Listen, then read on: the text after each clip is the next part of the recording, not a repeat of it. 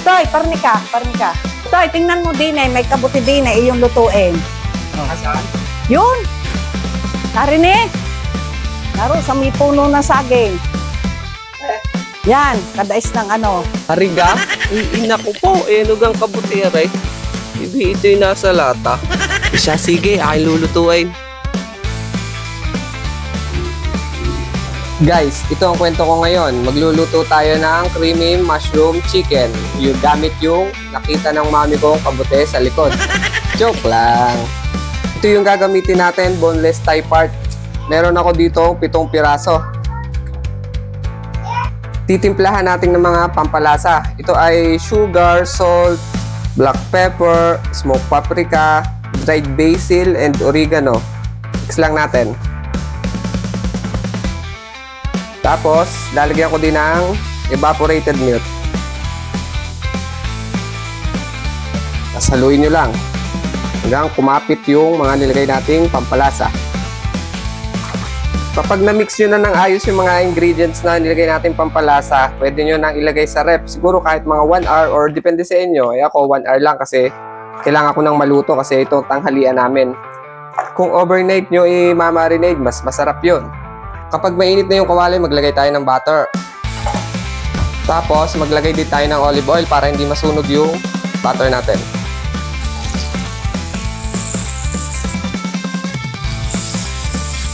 Kapag okay na, natunaw na yung butter, lagay na natin yung chicken thigh part natin.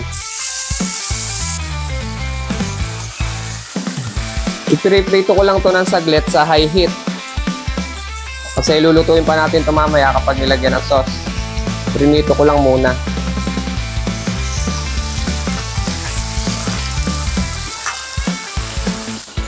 After natin maprito, set aside muna natin.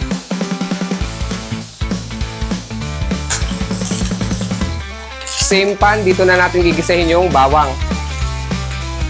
Ilalagay na din natin ang sibuyas. Lalagay na natin yung mushroom. Gigisahin lang din natin hanggang umumoy yung aroma din ng mushroom. Kapag nagisa na natin ng ayos, ilalagay na natin yung ating all-purpose cream. After ko mailagay ang all-purpose cream, pwede nyong lagyan ng 1/2 cup ng fresh milk. Pero ako tubig lang kasi wala akong fresh milk dito sa bahay, naubos na. Optional lang din naman. Nasa sa inyo yun. Kasi ako gusto ko medyo may sabaw kasi gawa ng mga bata ko. Tapos lalagyan ko din ng dried oregano at saka dried basil para mas mabango yung ating creamy mushroom. Maglalagay din ako ng iba nating pampalasa. Ito salt, black pepper, sugar, pampabalansin ng ating lasa. Tsaka naglagay na din ako ng kalahati lang ng chicken cubes. Kapag kumukulo na siya, pwede na nating ilagay yung ating prinitong chicken kanina. Tapos makikita nyo ito. Ito yung pinaglagyan natin ng chicken kanina. Ilagay na din natin ito dahil magdadagdag din ito sa pampalasa natin sa ating creamy mushroom chicken. Pag kumulo na siya, nung makalagay natin ng chicken, hinaan nyo lang apoy para masimmer lang ng siguro mga 5 minutes. Titikman ko muna kung anong lasa na, kung may kulang pa ba o sobra para malaman natin kung anong ating dadagdag.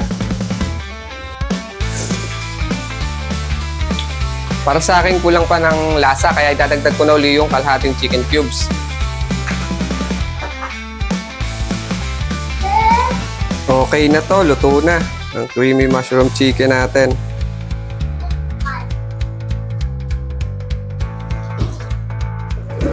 Guys, titikman na natin. Kuha lang ako ng isang thigh part.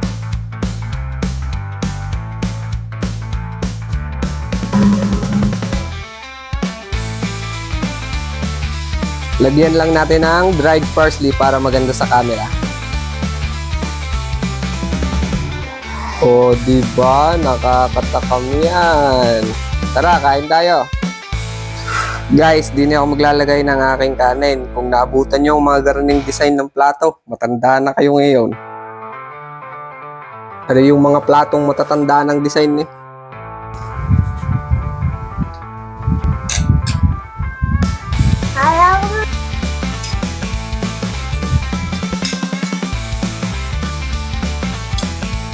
good.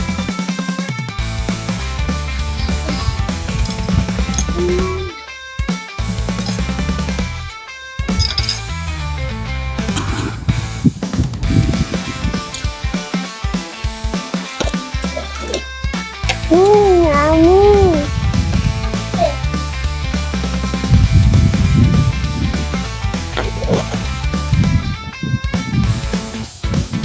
Yummy. Thank you, Daddy, for the yummy food. Thank you, Daddy, for the food. It's so yummy and delicious.